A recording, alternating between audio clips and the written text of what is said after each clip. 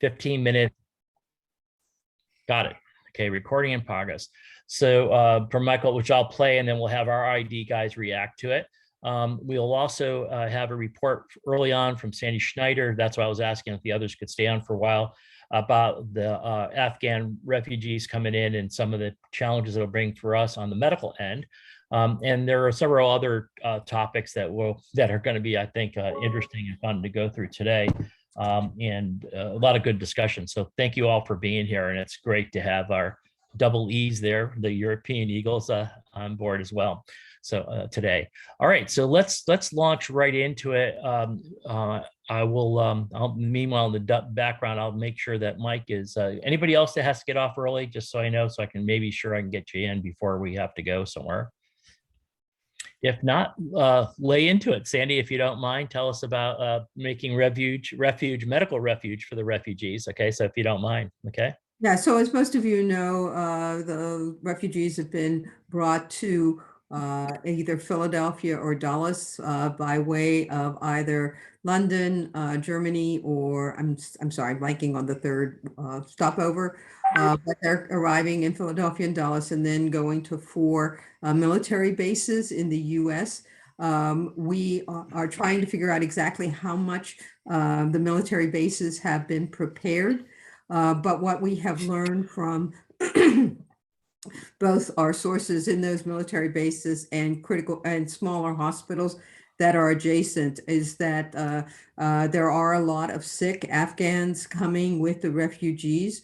Most of them do not have their medicines with them. Those who have their medicines with them, they're not the same as American medicines. There are a couple of things I think that are important. First, I put in the chat the resources that we have collected thus far regarding Afghan medical care. We will continue to update this, and if you have additional stuff, I would point out that there is a sort of a poster in there where common words in either Dari or Pushta, and believe me, I don't know anything about Afghanistan, so if I butcher these names, I do apologize. But so they can point to pain, they can point to shortness of breath, those types of things, in case their interpreter is not with them, and that would be, as far as we can tell so far, been the majority of the cases. A few things that may be other things important. TB is rampant in the area, so a cough means respiratory isolation. Most of the individuals have gotten COVID, will be getting COVID vaccine, but this is the first vaccine that many of these people have had. So they have not had their tetanus series, they have not had their MMR, so tetanus is actually a possibility, particularly given the number of people coming over. And if they get their tetanus vaccines on the military base, it is unlikely that they will get immunity for at least several weeks. Also, a disease called leishmaniasis, which I'm sure all of you remember from medical school, is also very common in Afghanistan. So a rash or an ulcer is a problem. The children are likely to be malnourished. They've had none of these individuals have had much in the way of dental care. They arrive in bulk. When they've come so far, we've had like 2 days. So, but whole families travel together. Families are very concerned about being split up for fear they might not get back together. And so when a patient comes to the emergency department outside of the military base, they are bringing 20 people with them. And I, you got to understand that they literally have nothing except the clothes on their back. So again, I put some resources there. The big things for EMS who might transport these people is TB precautions. They're probably going to take that anyhow with COVID. And then, be prepared to figure out how to get all of the people together and all of them back. So if you see a weird rash with one of these guys, don't make any rash judgments. All right. No, but listen, on a serious note, are there any cultural or sociological things we did about someone giving you, have you ever seen, have they all gotten IM shots before? And can men and women equally share in the load here of taking care of you? Yeah, so a couple of things. Men will probably not want to have a female touch them. And they also will not want to have a man touch their wife. They will probably culturally make all the decisions for the wife, although that depends, but that's likely. That's something else I was going to answer. They don't eat, they don't eat alcohol. They're almost all Muslim, but they're not necessarily all Muslim. Yep. So you're going to have to do that. I don't remember. You asked me something else I was going to mention. About the IM versus whatever. Oh, yeah. They've not, again, the IM injection they've had for COVID is the first IM injection they've ever had. They've probably never had an IV. So I'm going to second someone who's dealt with issues like this in the past a lot has been Dr. Marty. I'm going to have her come on in a second and talk about it or just react or add anything to it.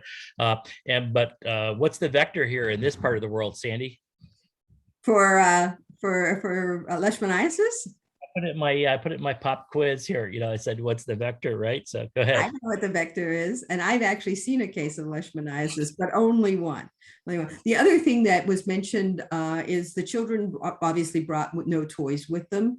So if you are seeing children, it would be nice to have small toys. It doesn't need to be, like a Game Boy. A stuffed animal or whatever would be just remarkable. Again, these individuals will be in 4 to 6 locations for a while. What the definition of a while is, no one knows, but then they will be distributed throughout the US. And I assume it's going to take a fairly long time for these people to adjust. I mean, it would take me, years to have nothing and be dropped in a new location without being able to speak the language. I don't know that I'd ever adjust. So the couple of things just to be sensitive about the soldiers things and not impose our values on them and try to, whatever. And that's number one. And number two is I just wanted to let you know Crawford Meacham was going to go on and give a report because he's the medical director for Philadelphia, one of the receiving sites. He says, hi, I can't get on. We have 2 refugee flights about to arrive.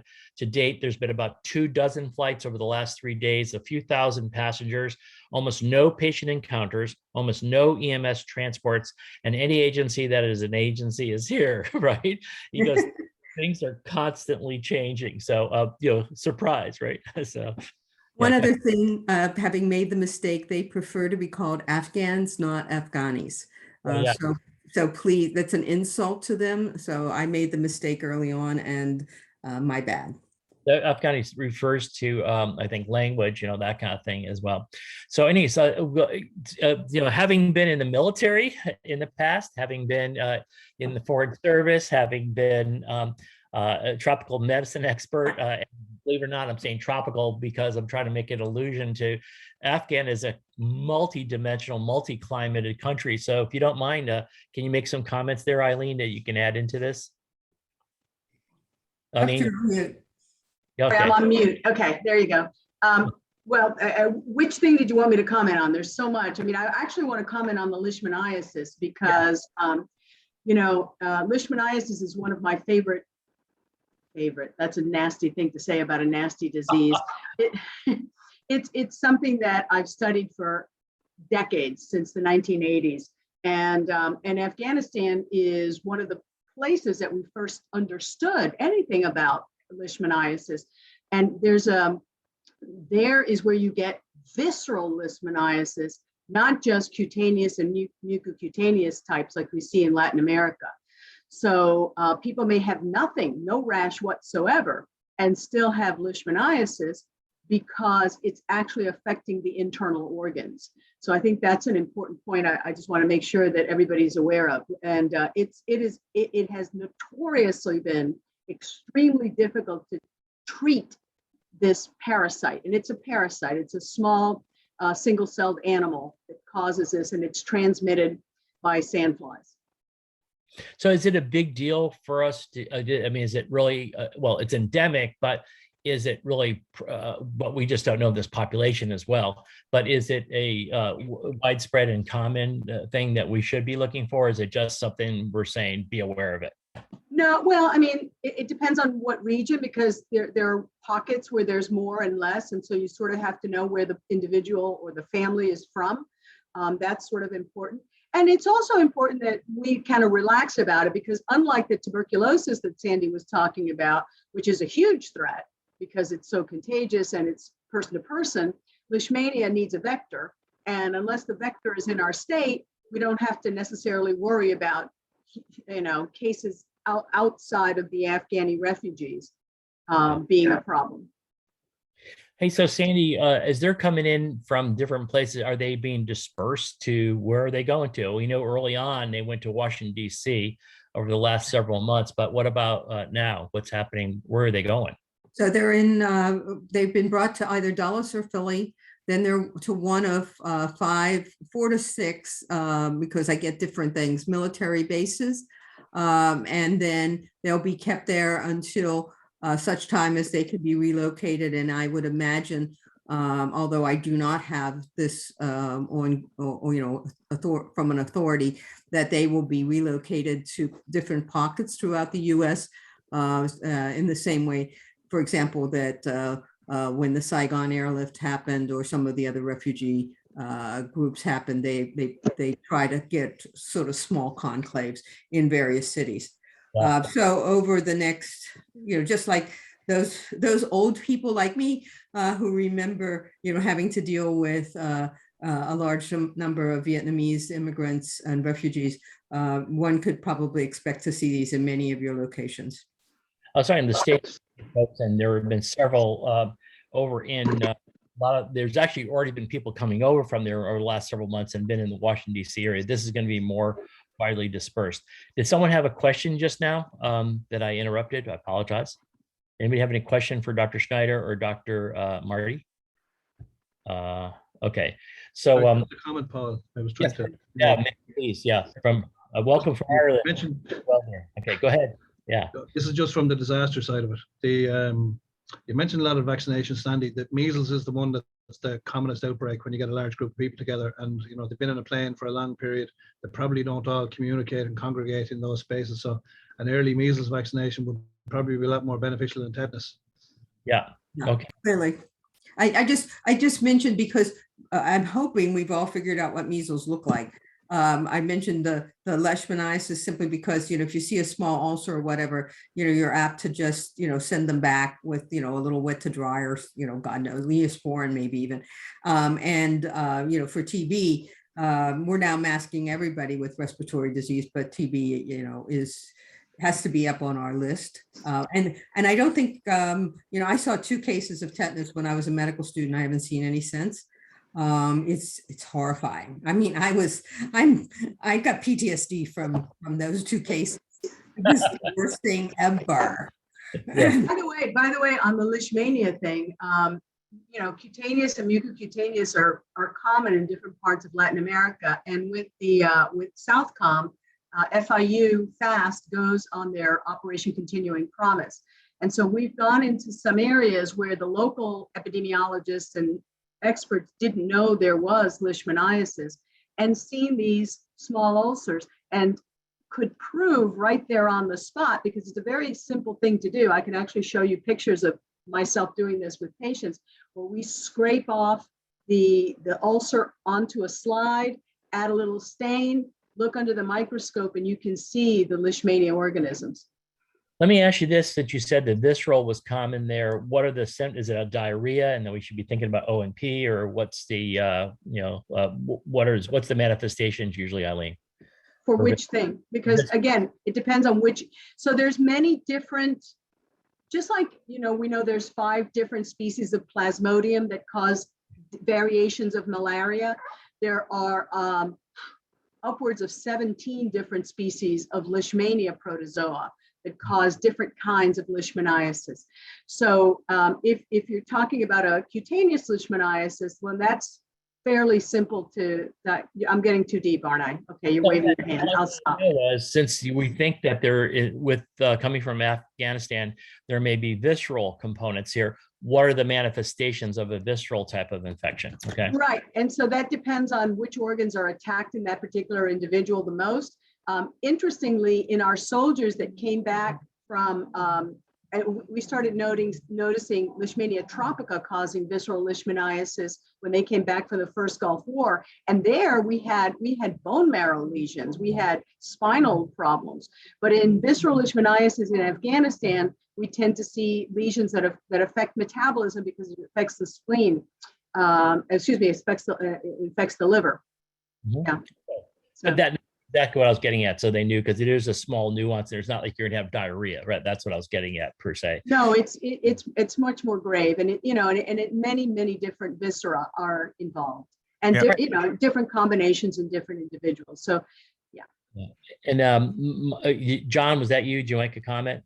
Yeah, Sandy, I just got a quick question. Remind me, it's been a while since I've had this parasitality here. The sandflies, I understand, in southern United States can be infected with leishmaniasis. Is that correct? And I believe the dog breed, if I remember back can be infected. Is that true? So in other Yeah. words, if you have a individual with leishmaniasis and he or she is exposed to a sandfly that's endemic in the southern United States, can they actually harbor the leishmaniasis and propagate it?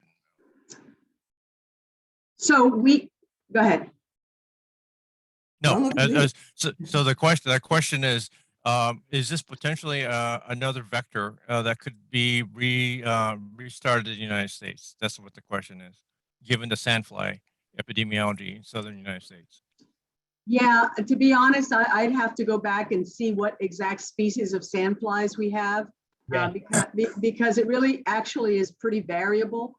And there are different sandflies that transmit the different species of Leishmania. So let me do my homework on that before I answer your question. All right. Thanks. So that's great. And then I'm so glad to hear that you're going to be honest with us now for once. No, I'm just kidding. You said to be honest. It's so funny. So anyways, hey, listen, Mike Kaufman is saying that he just learned that Indiana will be receiving 5,000 or more Afghan refugees. So you just say no that. All right, let's go ahead and look around the world and a little bit. Let's start with, Fiona in the UK. Fiona, anything to report from there or anything to fill into what we just talked about? So yes, hi everyone. We've received a significant number of Afghan refugees. They flew into London where they're being housed in hotels, and we now have a number of hotels in the southeast where we have a number of refugees.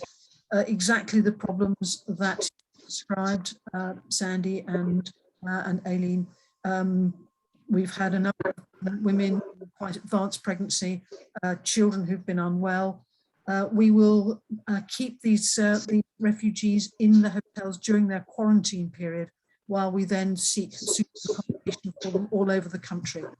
We've had one really sad event where a 5-year-old child fell out of a window on the 9th floor in one of our cities up in the north, because presumably that's where they were housed and the accommodation just was not suitable. So to think about the accommodation being suitable for people who've probably never been in that sort of accommodation before.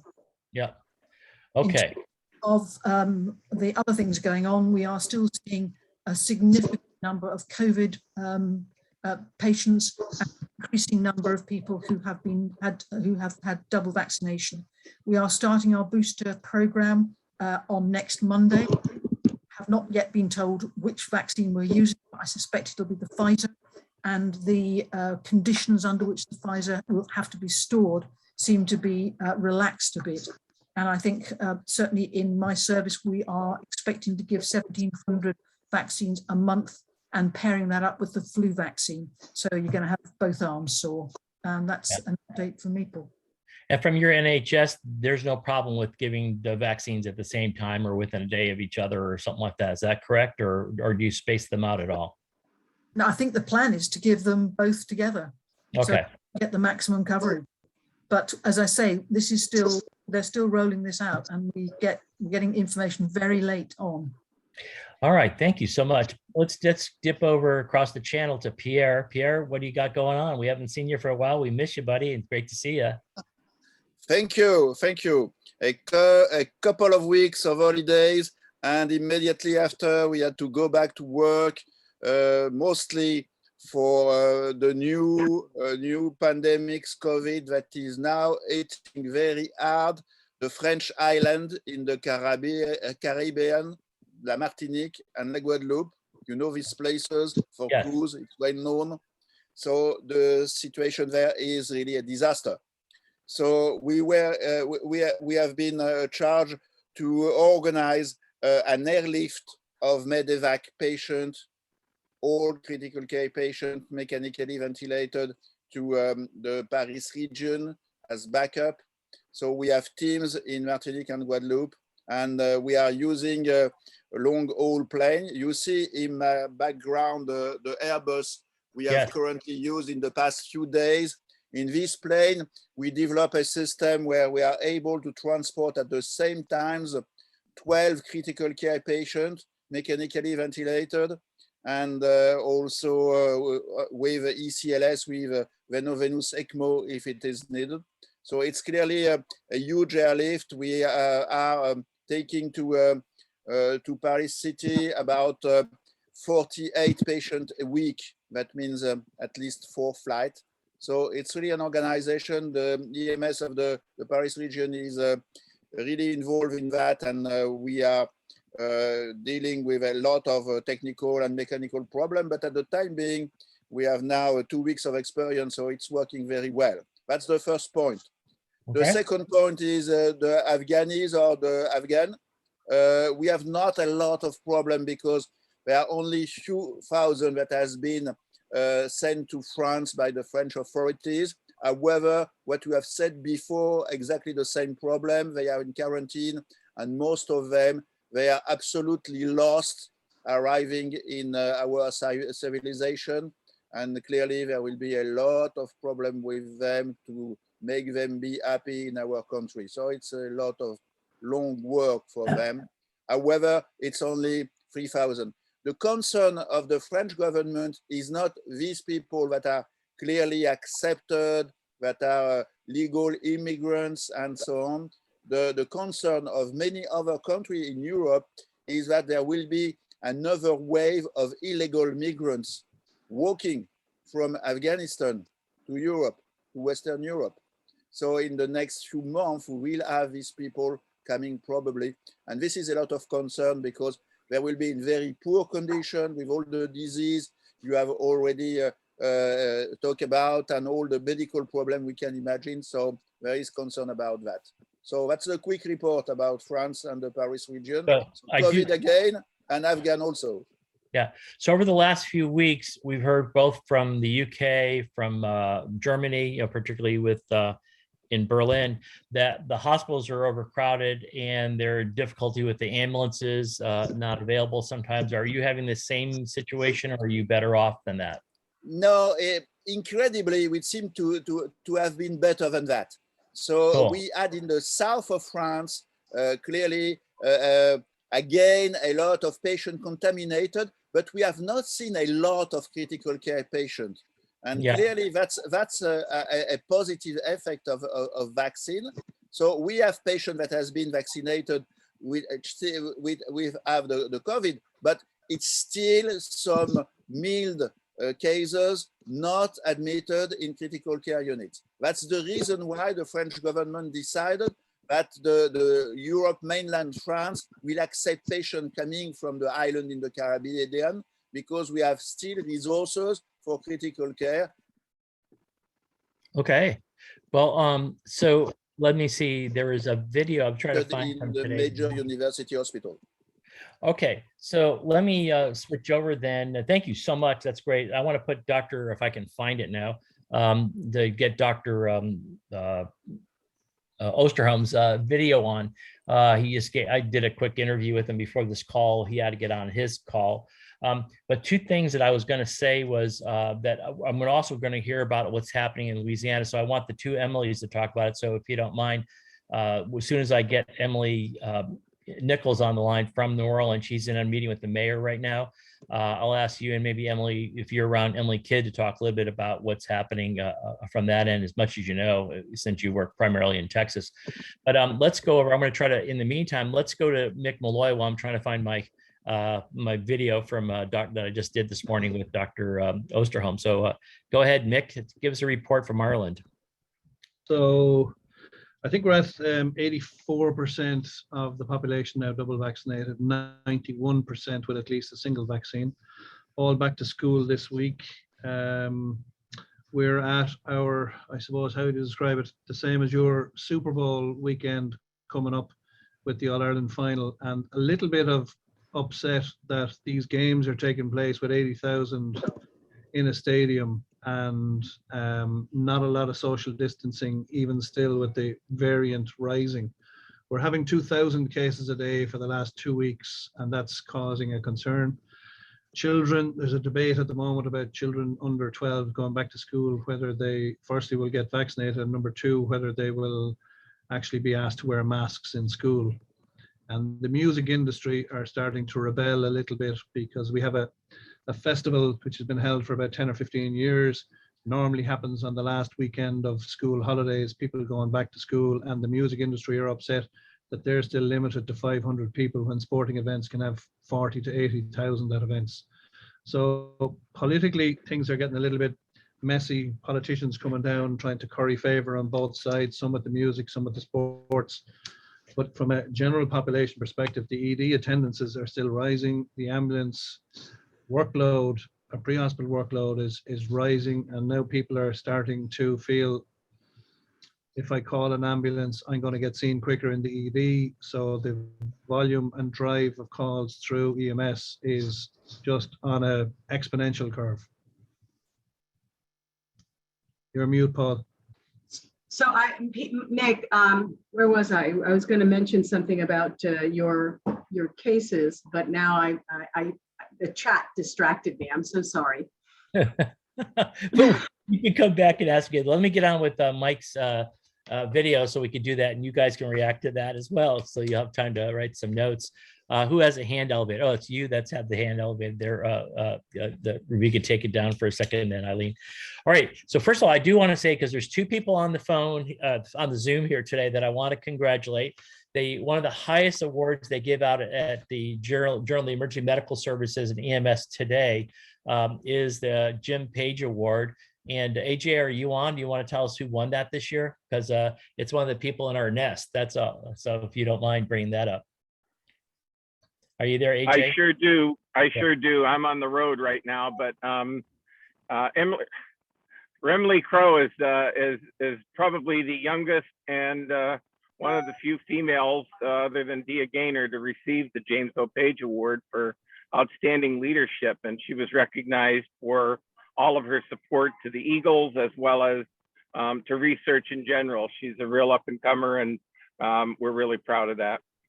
Yeah, so that's good. She was on I saw her on just a few minutes ago. I guess she got off, but we'll at least I just thought we could talk bad about her behind her back, that's all. But no, but she just was fantastic, and she received awards from us as well this year. So, and you guys had already predetermined it, so it's I think would have to chastise her because she's being unfair. No one else can win awards as long as she's around. She's been fantastic, so that's good.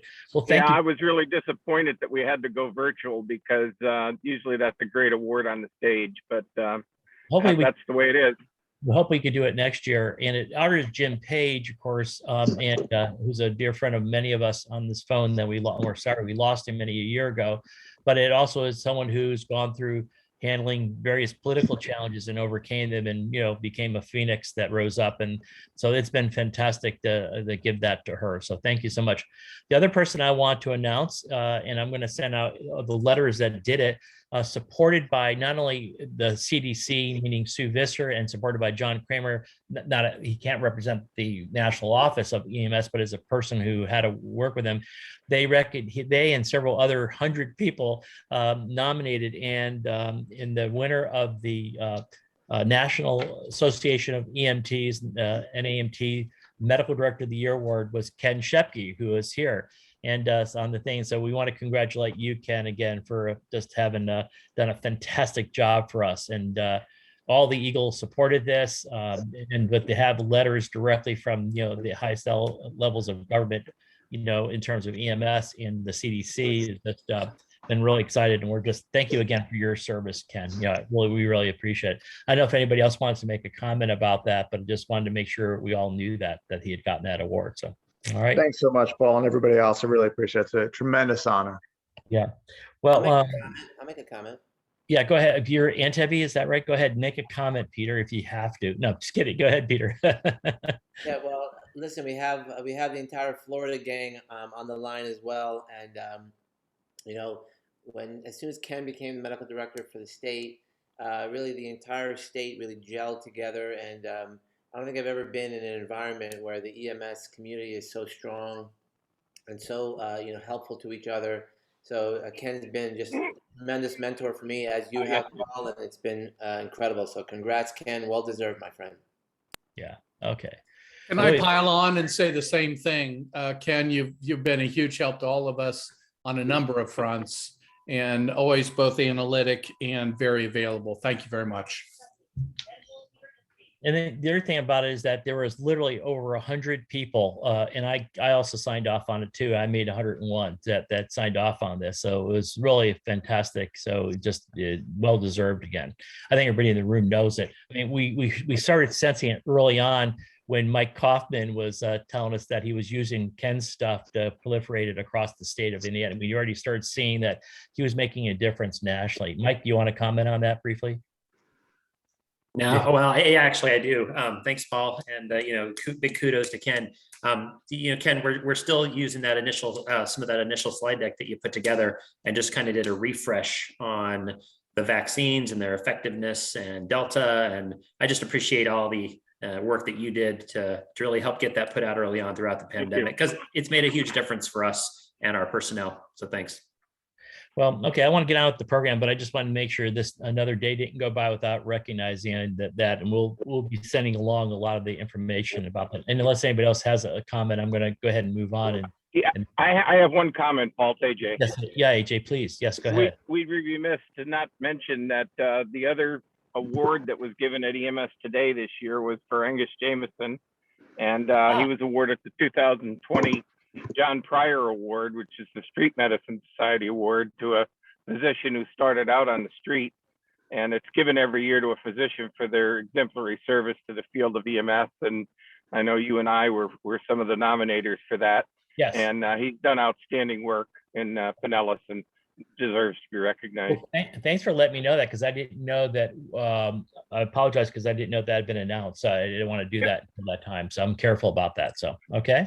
Yep, it was just announced this week. So thank you all. Oh, good. Thanks for doing that. I would have made a special mark. And Angus, thank you so much. You know how we feel, and you heard I was one of the co-nominators on that. So I'm so very, very, very pleased. We all in the state of Texas have been grateful for a lot of the stuff that you've done. So thanks again. Okay, so you guys but let's have you come on, and we'll make comment about that a little bit more next week, so I can get on with that, because we got to get a lot of stuff done, and I got to have Eileen on. And we'll only have a few more minutes, and she has to get off. She has a drop dead thing because she has a TV interview that she's got to do as soon as we get finished at 11:30 or 12:30 your time there in the East Coast. All right, so let's get on with this. I'm going to put this on. Can everybody see my screen? Okay. And hear me? Can everybody see my screen and hear me? Mike, can you? Yeah, good. I'm not hearing from anybody. All right, I'll play. Here's Mike Osterholm. I have 15 minutes, which means we only have a few minutes, so I'm going to go right to Eileen after we finish here. Okay, thanks. Yep, got it. What I'm going to do is, Peter, we run a meeting with what we call the Seagulls, the Florida group, between 10 o'clock your time and 10:30. Skip to that. Your time, so to speak, for each answer. 2 or 3 things that have come up that I'm hearing, especially from our ID guys on, who will then, comment on your talks. It's kind of like, I'll answer whatever I can. I may not know it, but if I don't, I'll tell you. Obviously, the number one priority is, like Mike is the Nostradamus. Where are we going? What's the future? That. Yeah. 2 will be your opinion about the boosters, and can you cross over boosters or whatever, that kind of thing. Yeah. Big thing that the ID guys want to know about is kids, and then especially vis-a-vis RSV, where RSV can do have joint infections with other things, right? I'll be happy to talk about that. Yeah, huh? What'd you say? I'll be happy to go through them. Okay. So first of all, I want to welcome Mike Osterholm to us again, and we all missed Mike a lot, but he had a good excuse for not being on. Exactly when we have our meeting, what are you doing usually every week, Mike? Well, we have a weekly White House call, so I'm on with the senior White House staff on this issue. So I apologize not being able to make this one. So We thought this would be kind of a cool alternative to be able to at least get Well, I because miss the Eagles very much. I wish I were there. I wish I could be there. I learned so much from those Those meetings, just myself. So I feel like a sponge when I'm on those. So I regret not being able to make them. And we really appreciate those nice comments you made in the public meeting about the research we've done this year amongst the group. It's been remarkable. It's just remarkable what's been done. All right, so let's start off with the issue. Like, okay, let's get to the. It's usually sort of end with this. Like, so where are we going next? I'd rather not bury the headline. Where are we going next? Okay. Well, I think the surge clearly is still well underway. The challenge is that if you look at the really 5 states that contributed initially to most of that surge, I think they've all hit their peak or close to it. And we're going to start seeing case numbers come down. And based on what we've seen with Delta around the world, that could happen relatively quickly. The challenge is that's only about 12.5% of the world of the nation's population are in those states. Yes. And so what we're looking at is, 87% plus of the rest of the country. And as we look at that, now we're looking at hotspots developing in the Southeast, Georgia, South Carolina, North Carolina, Kentucky, Tennessee, Southern Indiana, Southern Illinois. We're seeing hotspots out west, as you know, from Oregon to Washington into Idaho, Wyoming, Montana. We're beginning to see some activity increase in the upper Midwest. And so the challenge is going to be, are we going to see kind of an overlay of different regional epidemics making up the national pandemic surge? And if that's the case, if these others do continue to increase, it's going to be a while before the surge goes down. Meaning, I can't say it's going to go up, another 100,000 cases. Today, we're at 158,000 cases reported for the 14-day average. We're at about 100,600 and some hospitalizations, and we're at about 1,300 deaths. So the point is, though, is that as opposed to what they kind of saw in other countries where they had a big Delta spike and then boom, it came down. We're not expecting to see. Yeah, well, I'm going to comment on that in a second. Okay, go ahead. That's not actually what's necessarily happening. Okay. And so at this point, just assume that we're going to be in this situation. Now, there's some big unknowns. The first unknown is school kids, and you asked about that because the challenge is that we are going to see a whole lot of outbreaks in schools. This Delta virus is very different than the virus we dealt with a year ago, when much of the data that was put together to support schools open safely basically doesn't hold true anymore, because the lack of transmission seen to, for, and by kids a year ago is not what's happening now. We're seeing it. And Delta is driving the day. I actually quite categorically reject we can open schools safe. That's the CDC mantra, because there's such a psychological issue about having kids in classrooms. I have 5 grandchildren under the age of 11. I want them in school, okay? So please don't get me wrong, but we have to speak to the science first. What are the data that support this? And I think you're seeing already the outbreaks around the country as schools have reopened. As some of you know, last Friday, 15% of all K through 12 students in Mississippi were either infected or in quarantine. So one, I think you're going to see around the country, school-driven outbreaks are going to be substantial. Part of it is because there is a real lack of what is needed, i.e. vaccinating all the teachers, support staff, vaccinating family members who could be vaccinated of younger kids. The issue of increasing room ventilation. Most people don't realize you need at least 5 to 6 air exchanges an hour to even have any hope of basically lowering the level of virus in the room. We know that there's much you can do with filters, particularly HEPA filters, even MacGyver-like boxes called Corsi boxes. You can make out of regular floor fans that you can then put a MERV 13 filter in. The issue of testing, everyone has come upon the mantra of testing once a week. There are no data to support that works. Think of it just logically. You have a chance of 1 in 7 of picking up somebody in the earliest infection state. Okay, so I mean, we're not doing the testing that I think that we really need to do. Finally, the masking issue has become really a challenge because it's about pro-mask or that's not the issue. That's not the challenge. The challenge is getting quality masking. You know, face cloth coverings, we know basically provide very limited protection. I'm a very pro-vaccine or mask person, but I want quality masks. And unfortunately, that's N95s, KN95s at that level.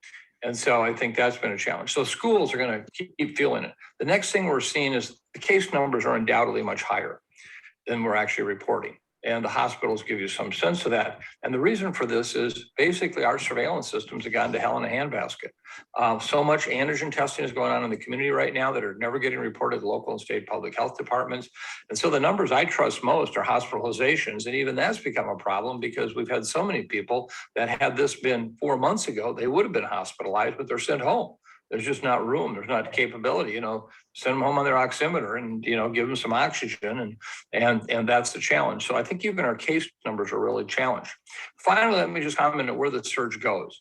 If you look at India, you look at South Africa, you look at any of the countries like that, in particular, the highly vaccinated countries like England and in Israel. Let me just use England as an example. This is what's happening in all these Delta surges. If you look at England prior to this latest Delta surge, they were at 1,000 to 2,000 cases a day. Then they went up to 47,000 cases a day during that peak of the surge. Hospitalizations were up. The good news is deaths were still substantially lower than they were in the previous surges. But then as the numbers started to drop precipitously from 47,000 cases a day, they got down to 26,000 cases a day. And we're going, haha, look at it's going. Well, it stopped at 26,000, leveled off, and then it went as high as 38,000 this past week again. Okay. Now, the last 2 days is coming down a bit again, but this far from the baseline of 1,000 to 2,000 cases. That's what we're seeing in Israel, as highly vaccinated as they are. We're seeing it in South Africa, as I said, we're seeing it in India. So I think the challenge we're going to have is what does the backside of this surge look like? In late October, we'll be back to 1,000, 2,000 cases a day. Or will we be not at 150 to 200,000 cases a day, but maybe 50 or 60? We just don't know. And anybody that tells you they know, they don't. Yeah. I get up every morning to scrape the 5 inches of mud off my crystal ball every morning. Okay. Well, that's what this is worth to all of you. But I think that's where we're at. So I got 2 more questions for you. One is that, every day the media will set out, whether it's Forbes or somebody else about this new C12, which is not new to us, or the new, someone says, what about the South America? I said, you mean the one that was the Peruvian one about a month ago or whatever? So anyways, in terms of variants and looking at Delta plus, et cetera, are these things just being suppressed by Delta right now because it's so active, and are they going to come out later? Do you have any thought, or are we still under the muddy crystal ball? Remember, there are 2 aspects to the variants that impact on what it's going to do in the world. One is it more transmissible? And 2 is, does it evade immune protection? And I think the challenge that we have right now is that almost everything we're seeing is really a challenge, basically, the increased transmissibility. That's what Delta is so good at. Yeah. And we don't have any evidence right now that these other variants are, in fact, challenge immune protection. It's not evading it. So I can tell you that right now the winner is going to continue to be Delta, Delta, Delta. We are following closely in South America, these other variants in Africa, Asia, and we just haven't seen anything yet that's emerged like Delta has. And so at this point, our eyes are wide open, but it's all about a Delta world. Great. And then the issue about the booster vaccine, said, except everybody should get one possibly, right? I mean, I don't know if you agree with me or not, because we got to do the rest of the world as well, right? So. Well, but we're thinking about this the wrong way, absolutely the wrong way.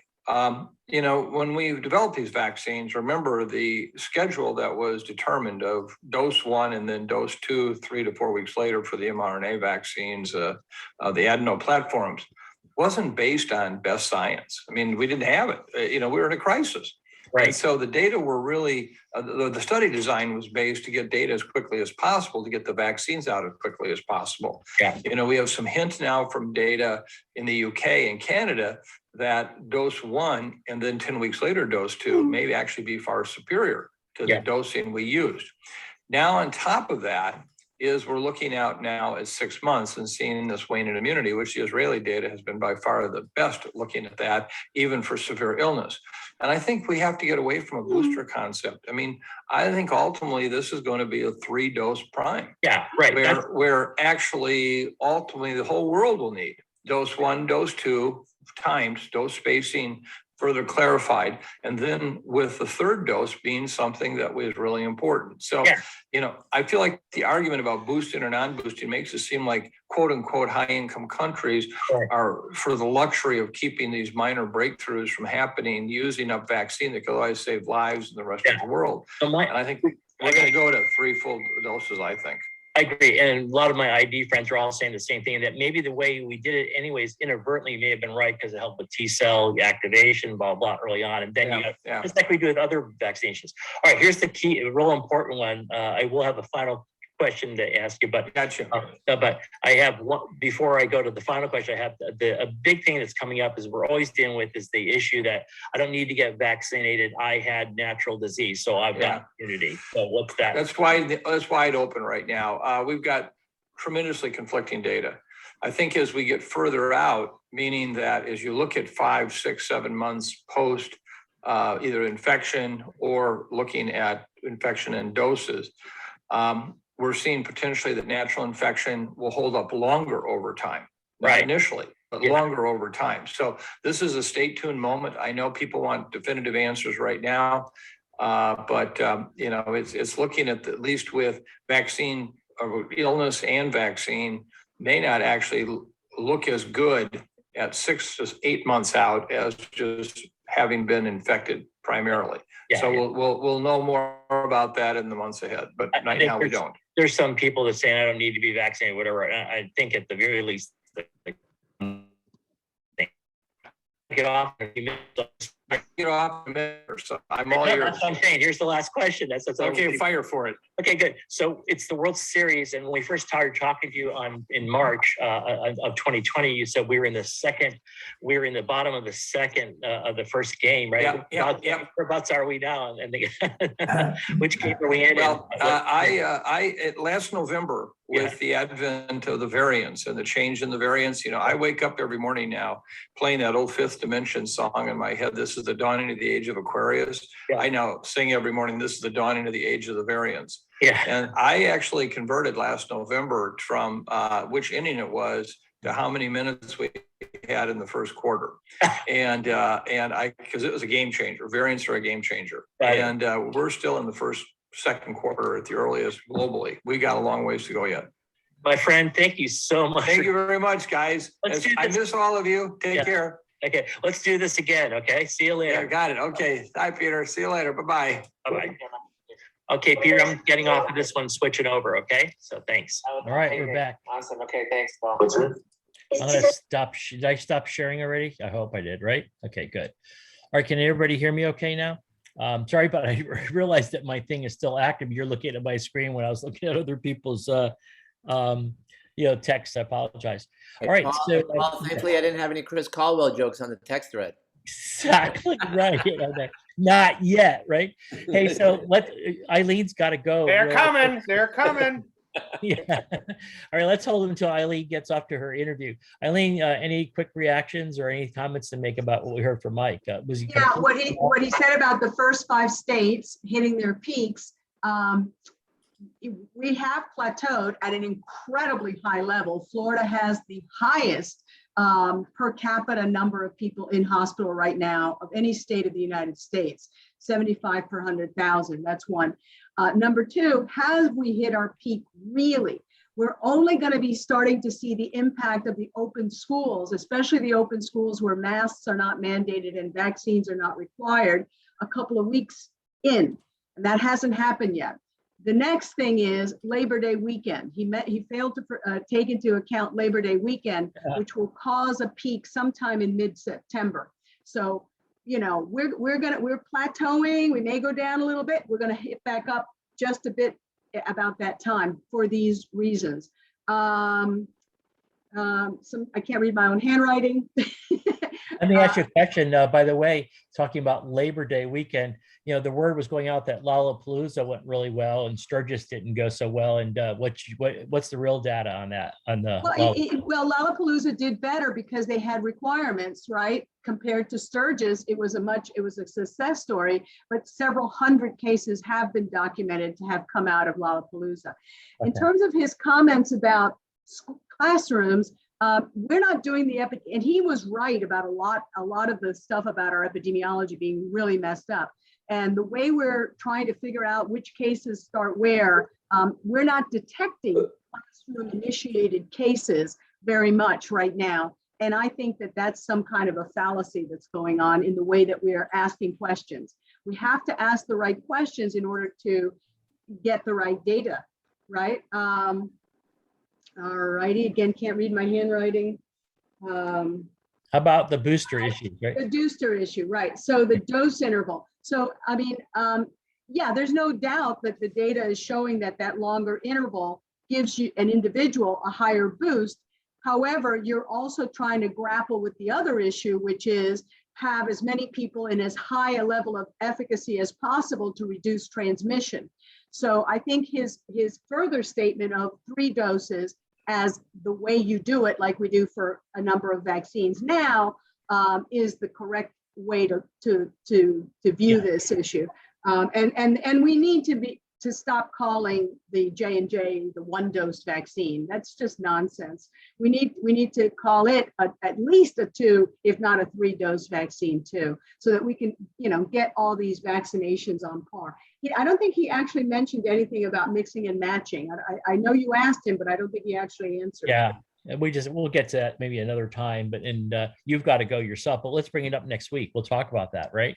Because I get questions about that regularly. So, okay. If I'm done with WLRN before you're done, I'll be back. Okay, good. Thank you. What are you going to talk about? What do you think they're going to ask about? Kids? I have no idea. I suspect some of the same stuff we've just been talking about. Okay, good. Just when you do it, don't say to be honest. Okay. Well, I mean, I was just saying, to be, to get down into the fact. No, I'm not making you defensive. Yeah. I'm just messing with you. You know that because you're the best. You are one of the best persons on the media. You're a fantastic communicator. So thank you so much. All right, we'll see you back on the other side. Okay. John Ju, our other infectious disease person. Any other reactions to what Mike was saying, or things that you would change about what he said? Yeah, I think first of all, I agree with Eileen, as you know, in our private conversations, that I believe the 3-dose regime is probably optimal at this time, with even perhaps a booster every year catching up with the variants here as well. I'll leave that conditional. So I firmly believe that a 3-dose vaccine, 3 to 4 weeks, and 6 months to 8 months, whatever probably 6 months would be the cocktail, very similar to what we do with hepatitis B, right. The classical hepatitis B. The second one is I'm not convinced that we can't send our kids back safely to school. I believe the Delta variant is very, very, it's a game changer, but if we actually do it correctly, in other words, I'm basically doing all the stuff, the MPIs that we know about. Number 2, that once we get the vaccine in certain portion of the kids, that might be a game changer. And number 3, I think Peter's led the way with sampling of the kids using PCR LAMP technology, Peter. I actually think that if we sample and do all the other stuff and immunize the kids, we can drive it down to a bare minimum. In other words, we're not going to get home scot-free. And I firmly believe that, 18 months out of school is not good for the kids, and we really need to push for the kids here as well. As far as the mutations, I've been following. There was a new mutation out for people that don't know. It's the C12 it's in South Africa. It has mutations that are concerning, but as Mike sort of suggested, that the hardiness, in other words, the infectivity and the spread of the virus, Delta has basically predominated in South Africa. So we do not believe that the C12 from an infectiousness is of concern. From a virulence and resistance to vaccine, it is of concern, and it's It has mutations in the RBD as well as the NT domain terminal and the furin cleavage that is of concern. So again, we should stop looking at the variants, but look at the mutations because all the mutation can be shared by a variant. Does that make sense as well? So we Yeah. need to target the mutations more closely. So, John, one question that, well, first of all, let me react to something you just said. What we were talking about, one of the things that Delta, the silver lining of Delta, is that it really is bullying out any of the other ones from coming around. So, because it's so infectious and getting around, is that correct? That's correct. I mean, it has some unique properties, and Eileen highlighted it. It has the properties of creating syncytial cells from each other and actually infecting macrophages. So you basically created an open petri dish in the lungs here as well. The other variants do not do that. The other one is that the furin cleavage basically enables a spike protein to be floppy, and the floppiness allows the spike protein to easily attach to the alveolar cells and all the other cells as well. So it really has enhanced the infectivity of the virus that was not present in some of the other variants. Yeah, it's interesting. So anyways, okay, good. Well, thanks. Let me now ask you about, what was the other thing I was going to ask you about? I'll think of it later because I may want to switch to another topic. I want to talk about Ida here in a second since Emily's on with us, and I may come back to these. See if anybody have any burning questions for him before I go over to the two Emilys. Anybody else have any questions for John or reaction to this stuff? Was that helpful, by the way, having Mike Bosterholm on? Was that just at least interesting discussion? I'll keep doing that in the future if that's okay. For me, honestly, Mike's on the inside track. He has knowledge of that stuff we don't see in the public domain. Okay, good. All right. And then what I could do is break it up every week and ask some specific questions that we can formulate. I was doing this on the fly today when he suddenly said I could get on at 10:15. So I said, okay, 10:15 Central. So, and that only gave me a couple of minutes to get prepared. So let's, if there's no other questions for them, hey, and I saw Doug Swanson. Hey, Doug, I need to give you a call this afternoon. Just if you're around, let me know. But let's go ahead and switch over to Eileen, I'm sorry, Emily Nichols over in New Orleans and see what the situation is. The main thing is power to the people, right? So, and I hope that has not had a major effect, at least yet, on your attack, your war on Corona. But Emily, can you come on? You just got out of your meeting with the mayor. Anything new happening there? Sure. Good morning. Hey. We're still in our meeting, so I'm kind of multitasking. Okay. But we are managing here in New Orleans. We certainly are in a lot better space than we were 16 years ago at this point in time. The streets are dry, and the biggest challenge right now is the lack of power, and so the ongoing needs that presents. And so the initial assessments are still underway. From a pre-hospital side, we got to the point of about having 80 calls holding where we could not run our operations. The winds just were too high. And so we were able to get through that, luckily. And so it's really a lot of people now that are, becoming dehydrated. Their chronic illnesses are becoming more of a challenge. Oxygen needs are a challenge. We've been fortunate. There is a continuous supply of oxygen that's coming in. So that hasn't presented an immediate need, but we're definitely still in the early stages of figuring out when we'll be back at full restoration. That's still to be determined. That's an interesting thing. You bring up the wind because obviously these winds are high, but they can lift up ambulances like that. You think an ambulance is heavy. Oh, absolutely. And even some fire trucks as well, which is, fantastic, to think about that. One thing we did do in Florida that was an interesting thing is that we established if we really had a real true critical thing that we thought we had to go to, where one time was a delivery, they used the Bearcats, those things that the SWAT teams can go out on and tackle that. Yeah, we'd love that. We would love one of those. We don't have any at this point in time, but certainly that's always been a dream of my logistics chief. Yeah, we'll get them the right. We'll talk about later. Peter Antev, he's chief was doing that. It's fantastic.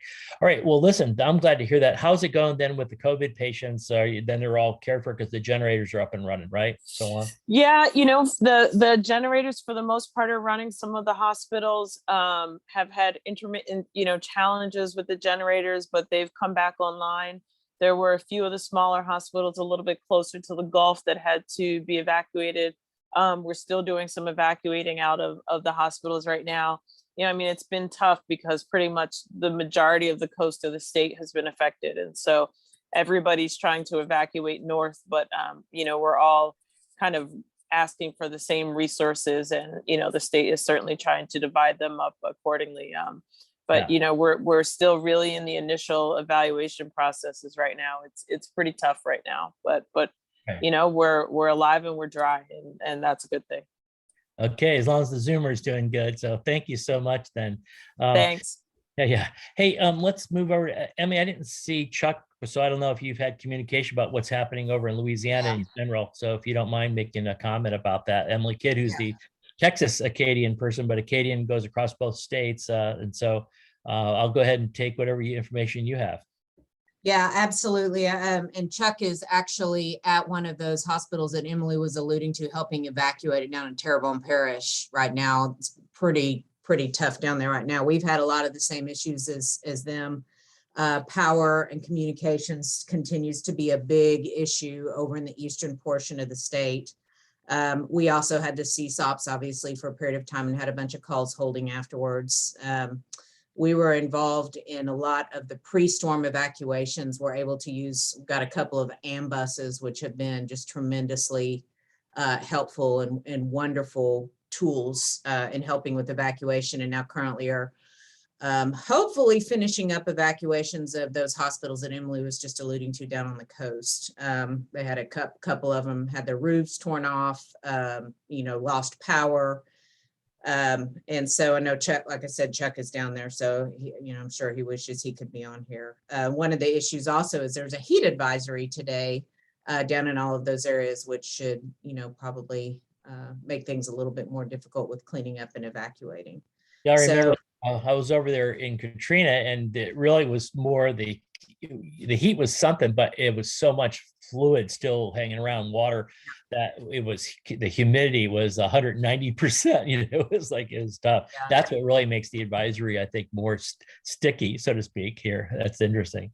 All right. Well, good. Well, thanks for the report then. Anything else then before I cut you off and go to the next person? Nope, that's it. Thanks for doing that, Emily. Really appreciate it. Okay. Appreciate that very much.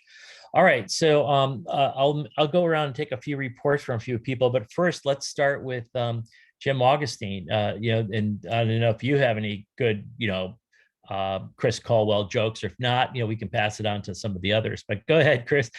Jim, anything you can report on from your usual reports that you do? Yeah, thank you. The IAFC continues to look at the vaccine mandates as a significant challenge. So all of you involved in your fire services, be aware that that's going on.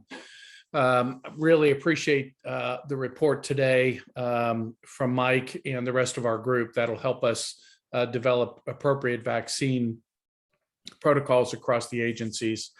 I have been drafted to work with the International Association of Chiefs of Police because of working with IFC.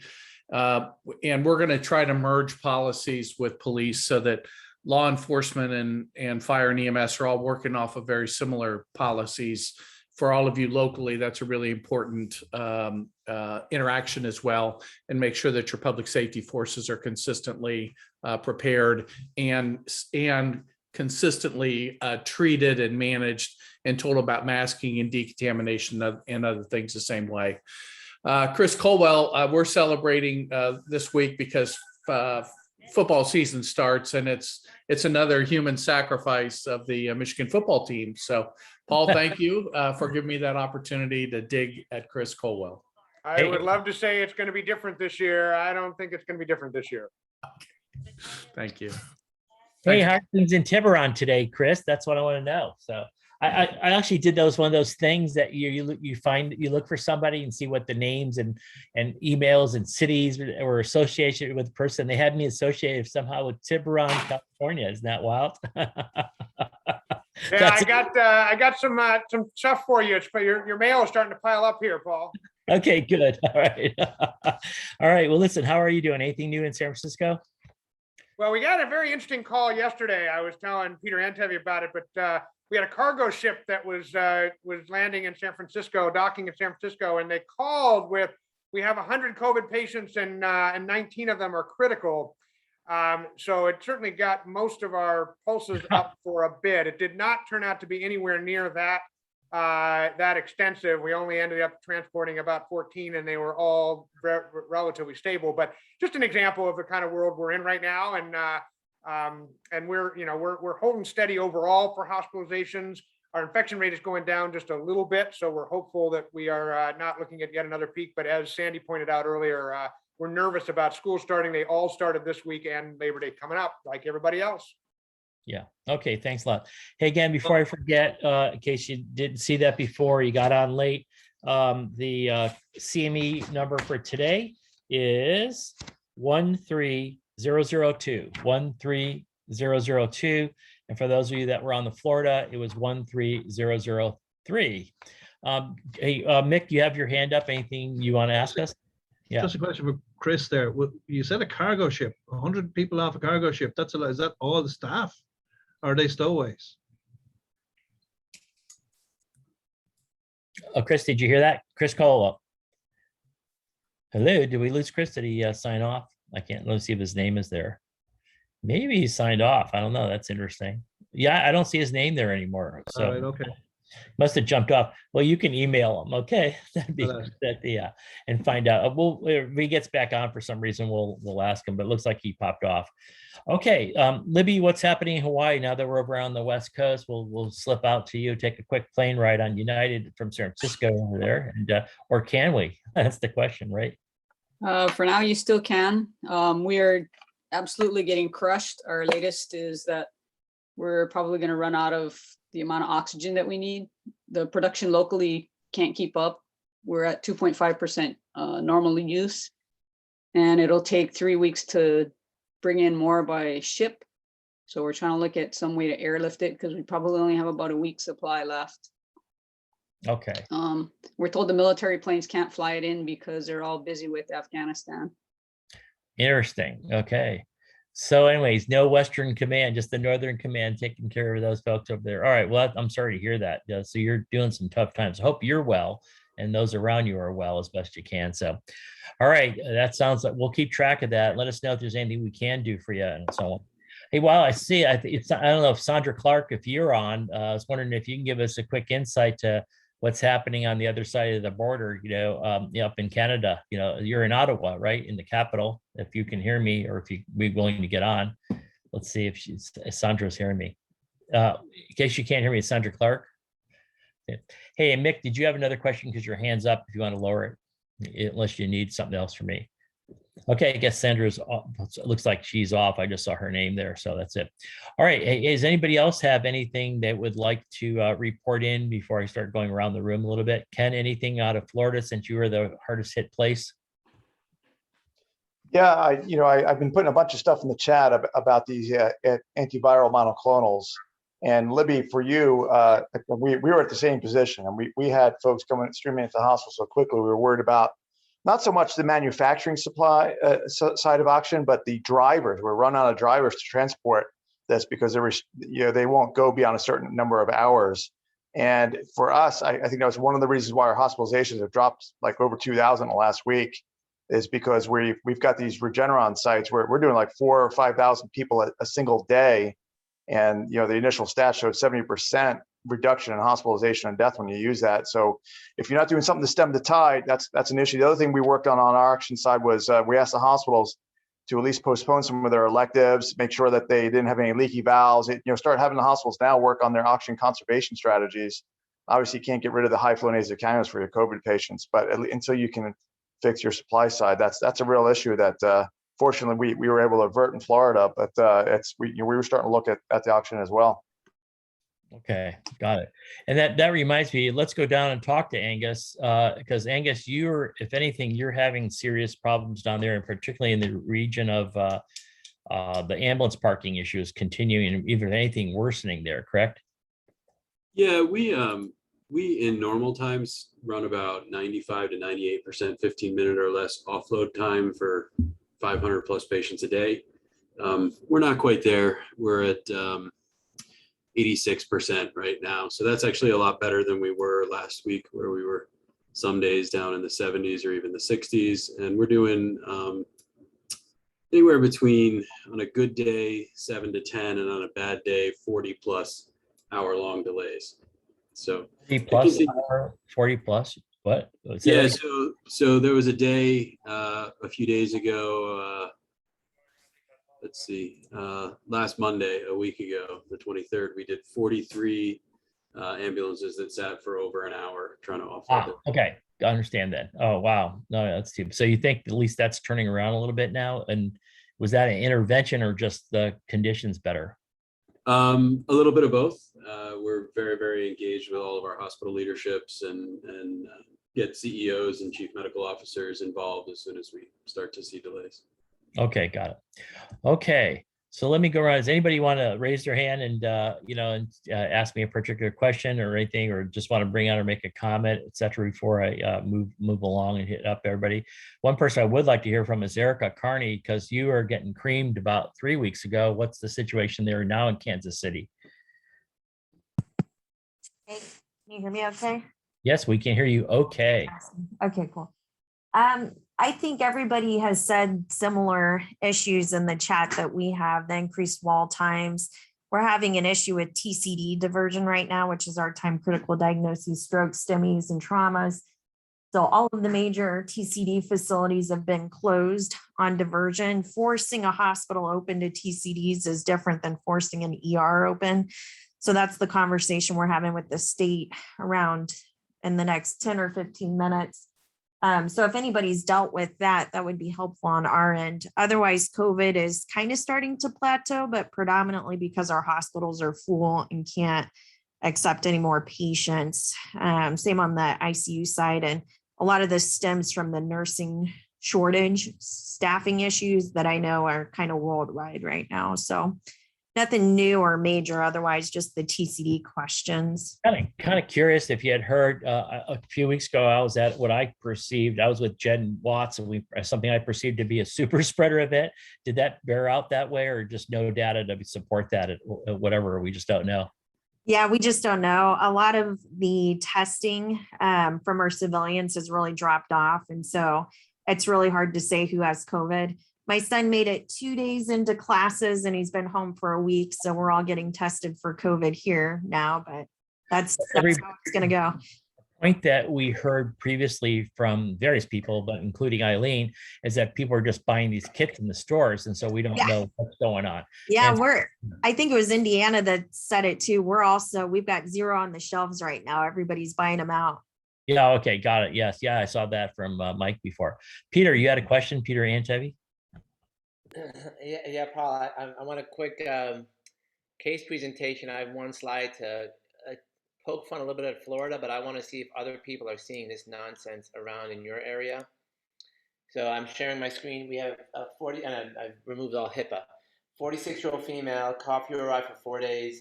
She tested at our fire department, PCR negative, done antigen tests, which are negative. So she goes to the urgent care, and you guys ready for the kicker? They did not do any testing on her for COVID, but they told her she had COVID, and then watch what they gave her. They gave her some albuterol. They started her some antibiotics just for good time's sake. Take some hydroxychloroquine and some ivermectin, and I don't have page 2, but bullet point number 5 was Tamiflu. And she called me from the urgent care, and I said, run like hell as far away as you can. So it's incredible what's going on. I'm not sure if people are seeing it. Maybe this comes back to the co-infection issue that I wanted to get out of Mike before, that Eileen's very into.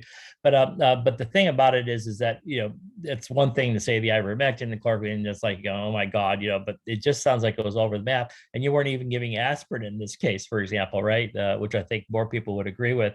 So that's wild. So there's stuff going on out there that people are, well, that's the other thing is I hear a lot of people talking to their private docs and they don't know, and they're just telling them stuff. And so ends up being that's a tough one. We're very fortunate to have a lot of good information on this. That actually brings up a good point then. Eileen, are we seeing SARS being their co-infections? Because certainly we're seeing that with RSV, or we have in the past, right? Can you comment on that? Oops, I don't know if she's back on again or not. Maybe she just No, got I'm on. I was muted. Oh yeah, okay, got it. Okay, go ahead. Are we seeing what with what? So, you saw this list that they get where they're giving it everything like ivermectin and hydroxychloroquine, but she also got Tamiflu, which I'm not so sure that would be effective in this case, but it brings up a good point.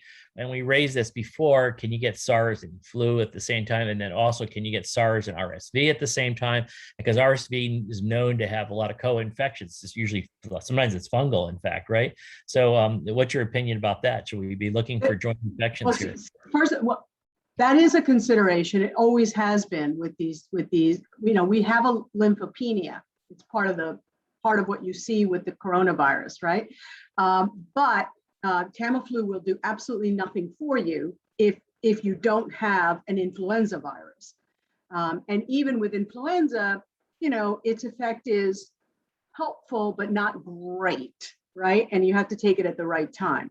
So that doesn't seem like a very good thing to give anyone unless they are actually infected with flu, and that's been proven. But one of the interesting things that this raises is the fact that the CDC is pulling its EUA for doing PCR using only primers for SARS-CoV-2 and wants all of us to simultaneously check for flu as well as SARS-CoV-2.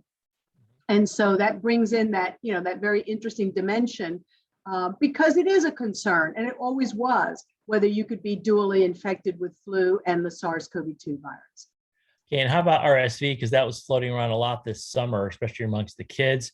Co-infections with SARS or other diseases that we should be looking out for with it? We should definitely, RSV is another virus that you can have dual infections with. And be especially complicated by bacterial infections. So the possibility of RSV with SARS is certainly something that we need to be studying and looking at and seeing what the total morbidity is from that. Okay, good. And then do you agree with the issue of getting your vaccine in both arms, as we heard before, at the same time? Any problem with that? Should we get our flu shot and our quote unquote third shot of of the vaccine? What do you think about that one? Well, you don't have to put them both in the same arm. That's sort of unnecessary. I'm sorry, one on one arm, one on the other. But can you get them simultaneously, or should you wait a week or two or whatever? No, the main reason we were asking people to space it out was because the SARS-CoV-2 vaccines were so new that we were trying to tease out what's caused by this and what's caused by that. But now there's so much data that it's not an issue anymore, and you can take your flu shot at the same time as you go get your SARS-CoV-2 third shot. Okay, fantastic then. Thank you so much for that. Really, really good. How'd your interview go? What was it about? What did you get asked about, and what did you say? The same stuff, the same stuff we're talking about. Has Florida plateaued? What's going to happen? That kind of stuff. And they actually want me back at 1 p.m. So okay, got it. Because there's going to be so much that's going to change in that time. Well, it was brief, so they want a longer one that starts at 1. Yeah, good. All right. Hey, so someone we hadn't heard from, and we want to get, of course, we have specialists for cardiology, we have specialists from ID here. Usually we have specialists in different areas, but I thought we ought to bring up the geriatric specialist. Ray Fowler, are you here today on the line with us, Ray? Just a minute. Let me turn my hearing aids up and change my glasses to my readers. Paul, there was great news from the Texas Medical Association today that says the COVID cases are declining. We've gone from 390 a day to 388. So thank goodness. Statistics.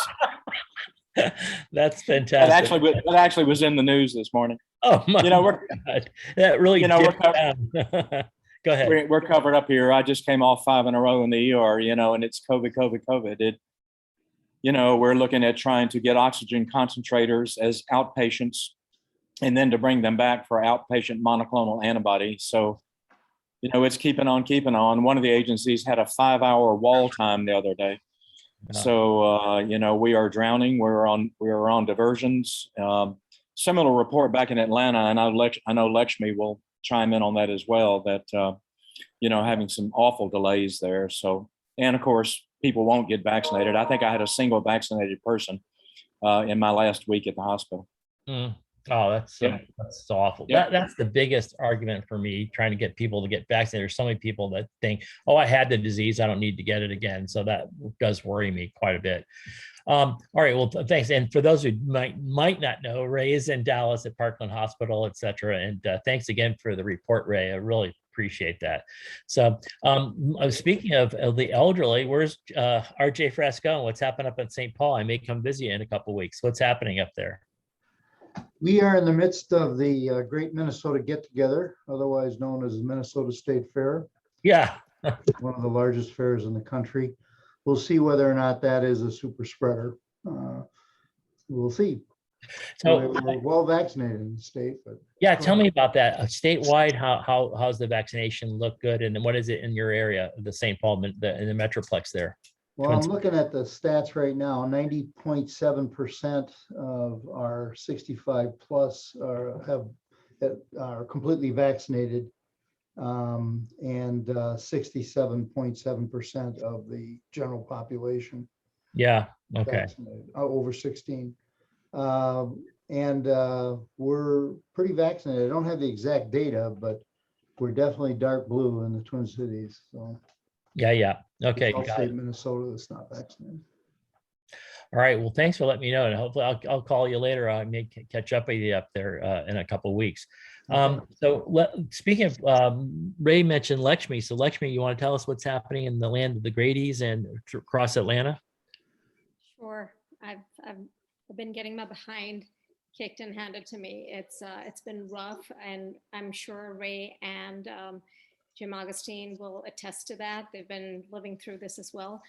We've tried, we are trying everything. We're trying treat and release, telemedicine, trying to do alternate destination. It's just, it's like a drop in the ocean. Wall times are, over the weekend, I had multiple units saying we've been waiting 3 hours, 4 hours to try and get out of the hospital. And we've been triaging them to the waiting room whenever we can, or encouraging the hospital to, and at certain times, sadly, just leaving them there in front of the charge nurse desk and walking away because we have no choice.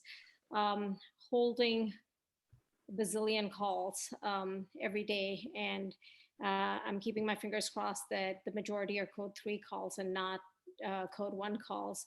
But there was a time yesterday we were holding a couple of code 1 calls as well, and it's a trickle down effect for dispatch and fire. So it's definitely been challenging. I ask you just why we make sure we're on the same page, because different people, is code 1 the highest security or the lowest security? Yeah. Okay. Got it. Okay, good. All right.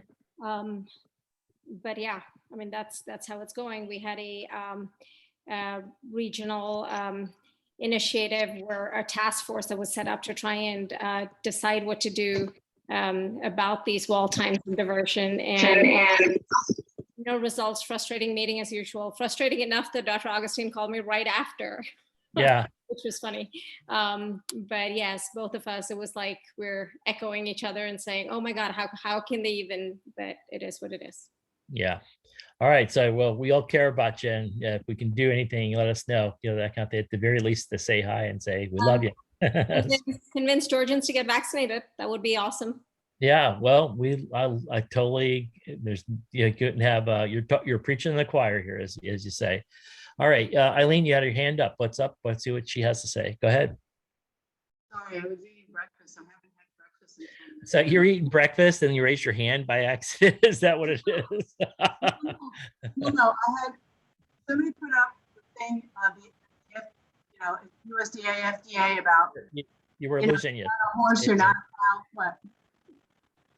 Can you hear me? Now we can hear you. Yeah, you probably need to be up a little closer. Go ahead. All right, so you're not a horse, you're not a cow, blah, blah, blah. I think that's a really bad strategy. I really despise that strategy, and I'll tell you why. Ivermectin is an excellent drug. We use it on humans, but that's not just because, for example, Well, let me see if I can give you a decent example of something. Suppose I have a medication for Alzheimer's. I don't necessarily give you that medication because you've got a bunion, okay? You have to treat diseases differently. So ivermectin is an excellent drug for scabies, for example, in humans, for onchocerciasis, for a number of different types of nematode infections in humans. So this whole "you're not a cow, you're not a horse" is problematic because people can look it up and see that ivermectin is given to humans. Yeah. See? Yeah. And that's what I wanted to bring up, that we think need a better strategy. You don't mock people when there's, when you're simply misusing a drug. You explain that it's being misused. Yeah. Okay, good. All right. Well, anyways, I think just everybody need a little bit of a release here with everything that is going on. So, but thank you so much then. What do you got there? You're going to show us something here, or are you sharing something? Okay. Who's sharing right now? I think I was accidentally sharing. Okay, got it. All right, got it. Hey, all right, it's noon time here, 1 o'clock in the East Coast, and almost 10 o'clock on the West Coast, because they're always a little few minutes behind. So anyway, so just anybody else have any other things they want to pipe in or acknowledge or say about before we get off? I hope this was a good meeting for you all. Hey, Paul, I just wanted to mention that today's the official first day of our RT lamp testing in Coral Springs. So we're officially launched, and Yeah. we'll get some information back to you next week. Yeah, I want to put that on the program next week. I was going to put it on for this week, as you saw on the agenda, but then I got a note from Kevin that he had to do something and he couldn't be on. So I'm going to postpone it to our meeting on the, whatever that is, the 7th, I think, of September. So, okay. So anyways, I think this is a good time to bring this all to a halt. We still have a lot of participants, but boy, it was a great meeting and I learned a lot today as well. And one final word, John, next week, if you can come on, tell us about when we can expect after our third shot, not our booster, but our third shot, when we can expect to see the strongest immunity. If you can let us know about that next week, we'd really appreciate it. Okay. So the quick answer is 1 week. Yeah, right. I knew that. So I was only halfway to it when I got my at 4 days, right? So that's good. Or 107 hours. Okay, well, listen, thank you all very, very much. We'll see. Mike Kaufman says he's heading to COVID Central on Friday. What are you doing in Miami? Birthday weekend for the missus. Of course, unlike your birthday weekend that you spent with all of you. Yeah. That was great. Okay, well, good. Anybody else have some great news they share with us? I really that we want to bring up before I leave. I hate to leave a lot of people without getting on the conversation, but it's open. Let me know if I can do anything or had that. And by the way, how'd you do with your booster? Did you get any reaction to it at all, Mike? Just similar to after the second shot, brief 24 hours of maybe some chills and body aches. That was about it. Yeah. I got zero. So that makes me worried. Maybe I'm not reacting right, but I've already actually done the antibody testing and it's looking much, much better. So which is kind of good. Now, is that HIPAA violation talking about myself? That's great. Well, anyway, we'll let you go. And thank you very much for everything. And all of you, thank you for the jobs you do. And hope you survive, Ray, but yeah, I know you're enjoying it nonetheless. Even though it's a tough one to do, you're there helping everybody out. And Doug, anything happening in Pennsylvania we should know about? Doug Kupas, you were still there? Yeah, this is Doug. Pennsylvania specifically, Crawford's dealing obviously with the yes. with coming into Philadelphia airport. But the only other thing that I wanted to add was to take the opportunity as NAMT's medical director to again congratulate Ken Shepke. Yeah. Okay, good. Yeah. And well deserved. And thank you for your support on that. I remember calling you and there's just, I talked to everybody. Hey, Paul, but before you get off, I just have to say, because I'm listening to all these tremendously smart people give so much good advice. So really, this whole group really deserves this award because you've all been so cutting edge. I always learn a ton from you all, from all different parts of the corners of the globe. So this group has been tremendously positive during this entire pandemic. So I really don't view this just as me. This is really all of us together did a fantastic job. And I really appreciate all your help and all the insight I get from everyone. Good. We are family. All right. So, oh, good. Thank you, Kenny. Congratulations again. You know, I just think it's the coolest thing. There was, yes, go ahead, Peter. Yeah, I think we should start trying Swedish fish for COVID. We haven't tried that yet. Yeah, well, unfortunately, Chris is not here to sort of give the scientific information behind it. Okay, but I think it's good. What if someone offers you like Swiss fish? Is that the same thing, right? So, by the way, hey, Glenn, if you're still on, I hadn't talked to you for a while. I wanted to see how you're doing. Are you alive still? Yeah, hi, everybody. We sure are. You know, we've been advised that we might be a repatriation site as well at JFK, so we're preparing for that. Interesting what Pierre mentioned about Martinique. They were supposed to send COVID positive patients to Boston, to Sofia, and then they told us we would be the backup. But so far, no flights have come from Martinique. Our New York task force team, USAR FEMA, is down to Baton Rouge. 2 hours before they made it down there, about 10 p.m. last night, after 28, 29 hours, they were told, oh, you guys, we may just roll you back home. So they actually went to Baton Rouge and they're trying to see what's going on and see if they can assist. Speaking of schools, our mayor said that in the New York City public school system with 1 million kids, all teachers and staff at the schools must be vaccinated or will be terminated. So that's been controversial. The unions are fighting that. They think that if that goes successfully, then PD will be next. And then obviously after PD, FD will be next. Currently, city Wait. What's next? What is next? So if this is successful with the Department of Education, it would probably then go next to the NYPD Police Department. Oh, NYPD. Okay, got it. Yeah. Okay, got it. Okay, and then if good. they're successful, All right. it's definitely going to come to us as well, FDNY. The city vax requirement is you have to be vaccinated or be tested once a week. So it's a little bit of a different standard. I know RJ mentioned the state fair. New York State Fair, they've been very disappointed. It's been on, but only half the participants apparently have been coming through. We were advised that our big West Indian Day parade that happens over Labor Day weekend has been canceled. We're happy about it because there's always a homicide fatality there. But New York Marathon is still on at the moment, and we'll see. And when's the date of that? So I know when not to come to New York. No, I'm just kidding. No, but when is that? That would be a good time for me to come to New York and see what you guys are doing. What's up? When is that going to be? Well, the marathon is that the November 7th. November 7th. And the West Indian Day parade, which was canceled, was supposed to be Labor Day. Yeah. I was just mostly wanted to know about the marathon on the 7th. Okay, good. Well, we'll see what's happening at that time of the world. I like Michael's analogy about all the mud on the crystal ball, right? So we'll see. But all right, well, it's been a much better ride just because of you guys being around here and really learn. Thanks for that report. I'm sorry we took everybody over, but it's interesting. So I may have you come on again next week a little earlier, look at it, because we're bringing in when we talk to all the people from other countries, we'll bring you in because isn't New York a different country as well? Right? Yeah, absolutely. Okay, good.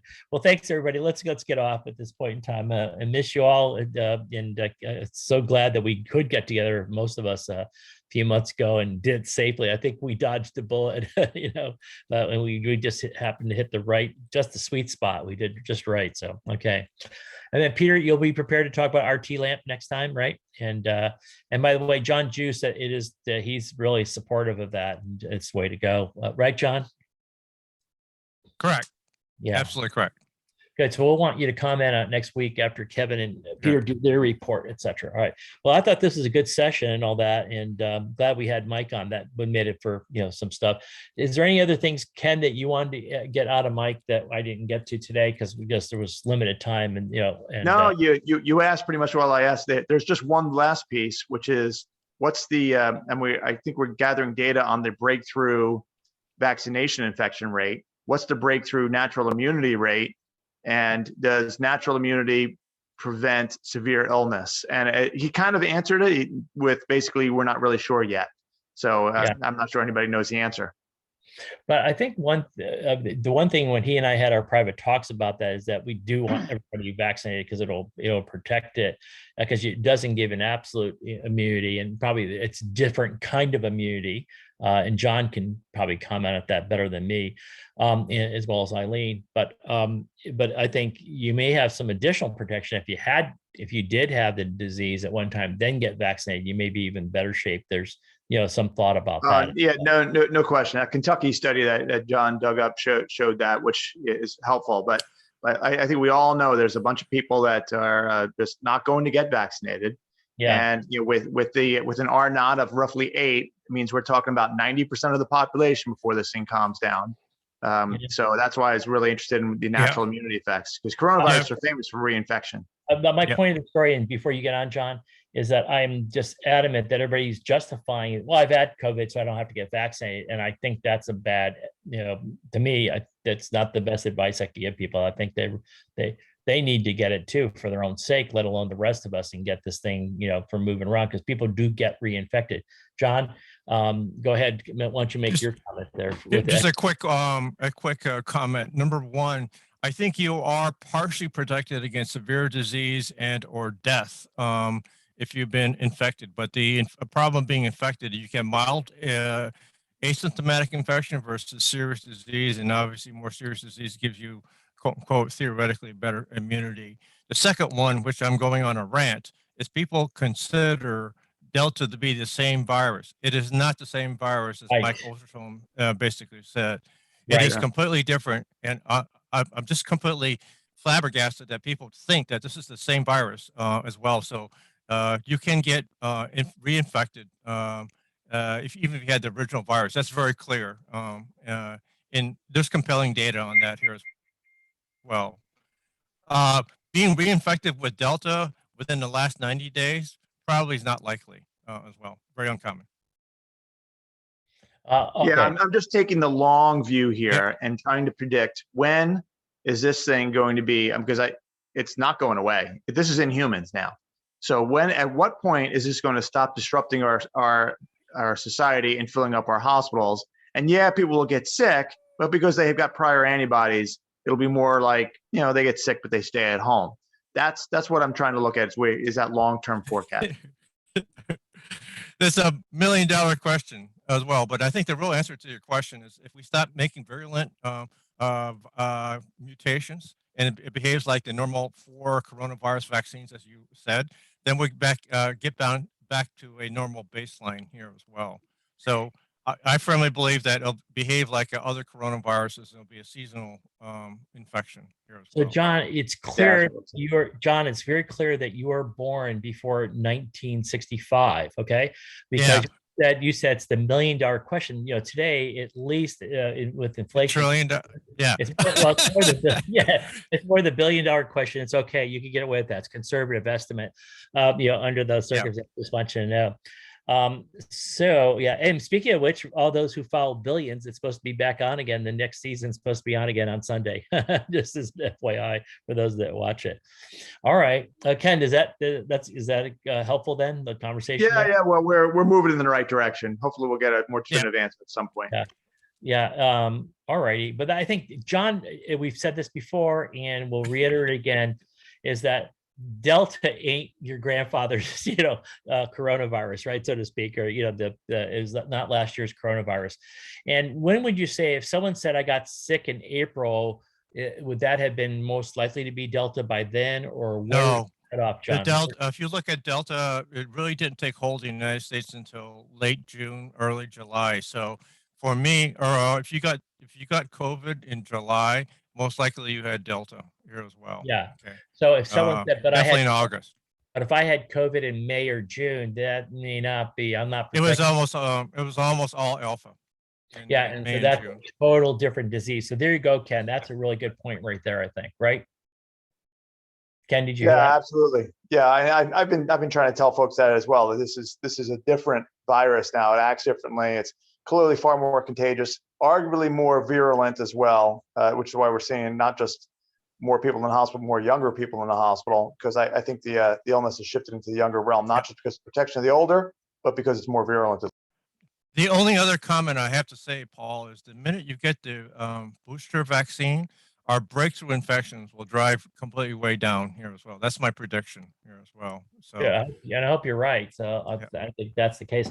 Yeah, and I think too. No, I think so too, because a lot of us who got it early on, first of all, the studies that you and I did with Yeah. Ken, Peter and all that, sort of showed that, the older you are, you're less apt to make them, but then you really gotta, you did a little bit better afterwards, but then several of us, particularly the elderly, like me and you, it started drifting off in terms of the antibodies. And so it was impressive to already see, a great boost within a matter of, of literally a couple of hours, actually, not just even days. And I think you're right. Hopefully, if I go check myself tomorrow, I should be in good shape then. That's good. I'm looking forward to that and hope it's the case. I hope you're right there. Right? So. I buy you an adult drink, Paul. Yeah. I'm ready, willing, and able, buddy. So that's good. Hey, speaking of which, how are things in your area? Because I know you were having surges there in New York. I mean, not New York. Just Southern Oregon. It's very much like the southern states. There's a whole bunch of people that don't believe in vaccines. Yeah. So the Portland area actually is doing very well. We've actually seen a decrease in EMS volume, but the problem is our hospitals are taking referrals from the Southern Oregon state. So that is the problem here as well. So the Portland area is very highly vaccinated, and they actually wear masks, which is really weird when you go shopping here as well. And they're actually listening to scientific advice. But our Southern Oregon neighbors who don't like the government think that they're immune to the virus are causing the problem as well. Hey, I wanted to tell you, I was actually misrepresenting the facts when I said that I had absolutely no reaction or sensation or even a sore arm when I got my shot. Yeah. But I have to admit, when I walked by the refrigerator today, all the little magnets came flying at me, right? I'll know it when you get stuck to the refrigerator, Paul. Yeah. You will know. That's, when you're really well vaccinated, right? So yeah, exactly. Sorry. Is I said, I think talked to my dentist yesterday. She says, I can't believe these people. And they come up with all this stuff. She goes, the government's tracking us with it. And I said, she goes, let them track me. I have the most boring life. I go pick up my kids after school. I bring them, feed them, right? Just tell them leave their cell phone home. Yeah, you're right. It was really pretty funny. All right. Well, listen. Anything else? Then, so anyways, Libby, thanks again for always getting on. We think it's so wonderful that you get on with us, and I just can't imagine what you're going through right now. But at least you're not bored, lady. That's for sure. Okay, everybody. I'll see you later. Then I love it. Love you guys so much. I'll see you later. This is fun. Okay, take care. Go ahead. What was that? Stay safe. Oh yeah, good. Okay, you too. Okay, buddy. So, my best to Jackie. And best of Jackie, Glenn. Okay, so thank you.